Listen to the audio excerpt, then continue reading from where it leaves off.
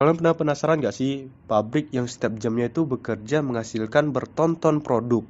Dan bagaimana cara mereka memasukkan bahan bakunya kalau begitu? Maka dari itu diciptakan namanya screw feeder. Nah, screw feeder ini merupakan mesin yang digunakan untuk memasukkan bahan baku ke dalam suatu mesin yang akan diolah menjadi suatu produk. Nah, teman-teman, screw feeder ini bentuknya seperti ini. Nah, biasanya screw feeder memiliki pengontrol aliran masuk material dengan presisi yang amat bagus. Dikarenakan ulir dari screw feeder itu sangatlah lebih kecil dan pendek dibandingkan dengan screw conveyor. Dan kecepatannya rendah, teman-teman. Maka dari itu screw feeder sering digunakan dalam aplikasi yang memerlukan dosis yang akurat, misalnya dalam pengisian material ke proses produksi atau mesin pengemasan dan lain-lainnya. Nah, mekanismenya teman-teman, jadi produk tersebut masuk dan ada motor di belakangnya ya, yang menggerakkan dari screw yang ada di tengah, teman-teman. Sehingga ketika motor tersebut bergerak, skru ikut bergerak dan mendorong dari bahan baku menuju tempat keluarnya. Nah, screw feeder juga memiliki beberapa tipe. Yang pertama, jika berdasarkan jumlah krunya, maka ada 3 tipe, yaitu yang pertama ada single screw feeder, yang dimana skrunya hanya satu ya teman-teman.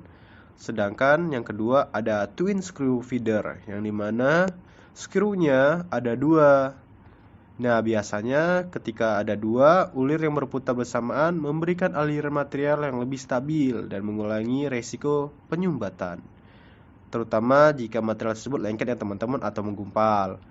Nah, yang ketiga ada multiple screw feeder, yang dimana skrunya ada beberapa, lebih dari 2 yang pasti ya teman-teman, menggunakan lebih dari 2 ulir yang digunakan dengan kapasitas besar untuk aplikasi kepada kebutuhan aliran material yang lebih tinggi.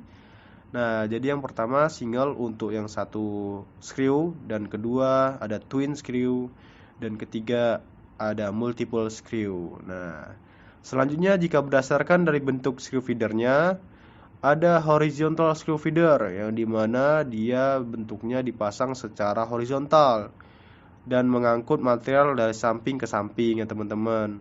Nah, selanjutnya ada inclined screw feeder, yang dimana dipasang dengan kemiringan tertentu untuk memudahkan aliran material.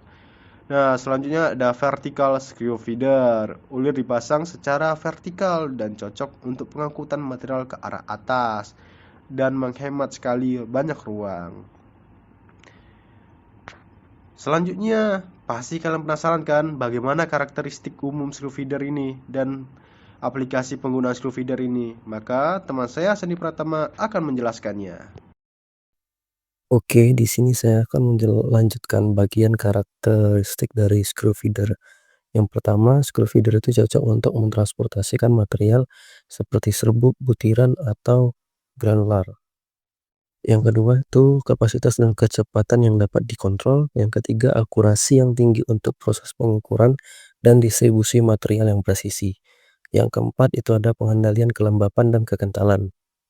Nah, selanjutnya adalah penggunaan screw feeder. Yang pertama itu untuk pengukuran dan mendistribusikan bahan dalam proses produksi. Yang kedua yaitu untuk transportasi material dalam sistem produksi. Yang ketiga yaitu pengisian dan pengemasan otomatis.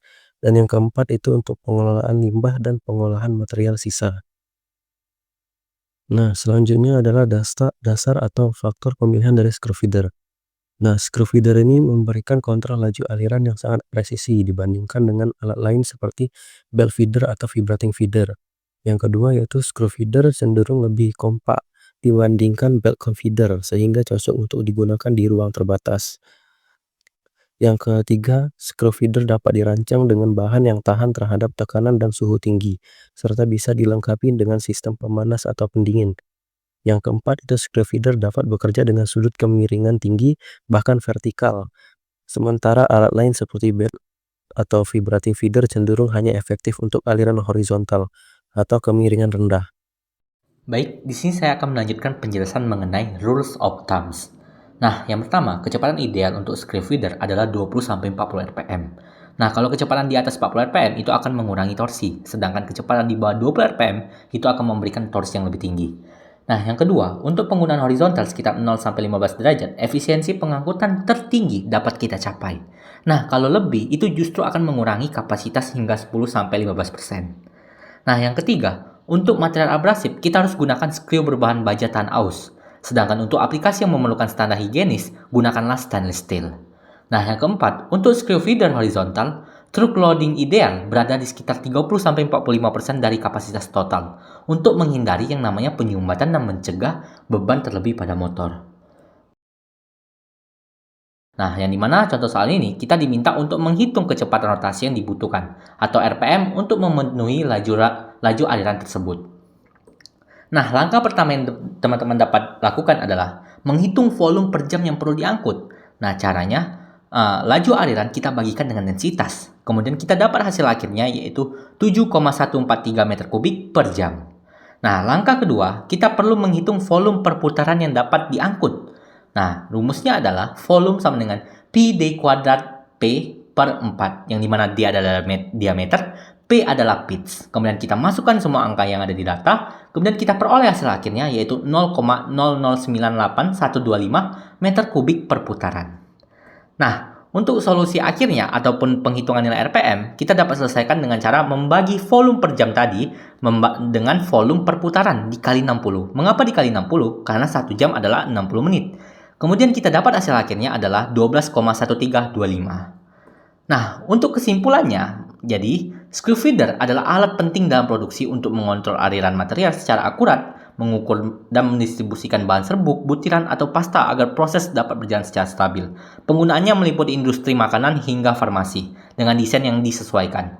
Nah, pemilihan rutin dan pemilihan material yang tepat diperlukan untuk menjaga performa dan mencegah keausannya.